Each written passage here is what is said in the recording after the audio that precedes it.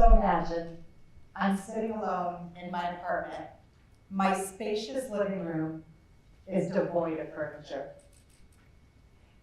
My self-imposed frugality, driven by a mindset of scarcity. It wasn't that I couldn't afford to furnish my apartment. I had plenty of money, but I had a fear of running out of money. See, I was building a business, and I had quit my regular job that paid me a steady income, and I was afraid that I wouldn't make enough to afford my lifestyle and my daughter's education. And I didn't want to take that dream of college away from her.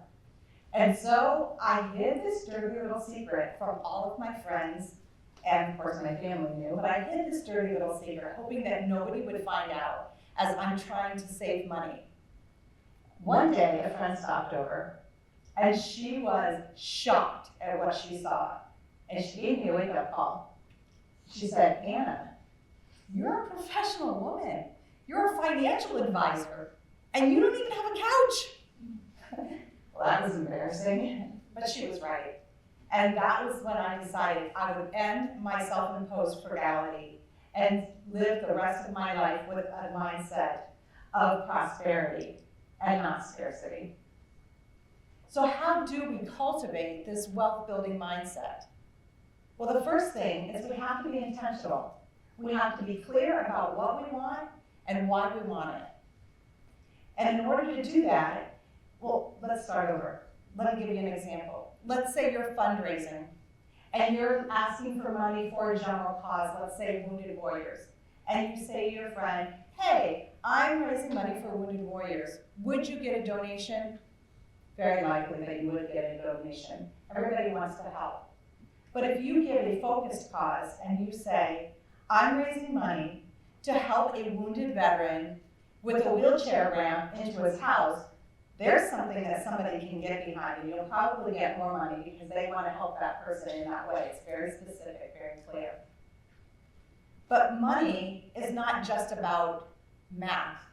Money is also about mindset. So I had a really great client one time, and he came to me and he said, Anna, I want to take the money out of my investment and I want to pay off my house because I don't want to go into retirement with a house payment. And I said, okay, wait. Before you do that, let's run the numbers. So we ran the numbers, and we found out that he would be better off continuing his mortgage payments and not taking that money out of his investment. But you know what he said to me? He said, Anna, I hear you, but this is important to me. I would rather have peace of mind than a bigger cash balance at the end of the line. And I said, great, it's not going to hurt you, it's just going to set you back a little bit. And that's what he did. He pulled the money out, he paid off his mortgage. A month later, he gets an unexpected windfall for the exact same amount that he pulled out of his investment.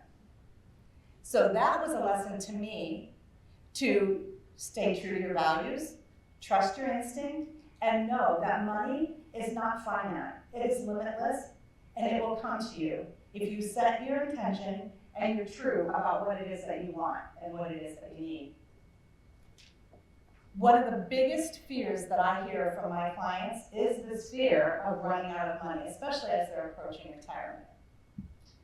So I had a client that was a brother and sister, and they had an inheritance, and the brother and sister were close in age, and they had similar goals, so we put them in the same portfolio. And the market was just soaring, and they were making money, and they were excited to see their account balances grow, and exciting for me too. But I started to realize that they were taking on too much risk in their portfolio. So I made a recommendation. I said, why don't you scale back a little bit so that when this market corrects, you won't receive that big of a drop in your account balance.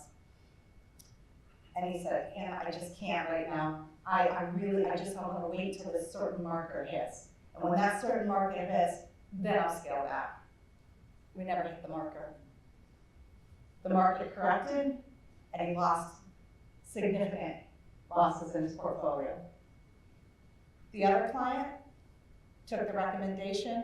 She lost a little bit, but when the market returned, so did her money, and then it started to grow. He was still in cash, so he didn't receive those gains. So it's about mindset and then not getting too overconfident. Because things that never happen all the time. Right? A healthy desire for wealth is not greedy, it's a desire for life. That's a quote by Jen Sincero, one of my favorite authors. And she basically is telling us that we are here for a purpose. And we are meant to live within our authenticity.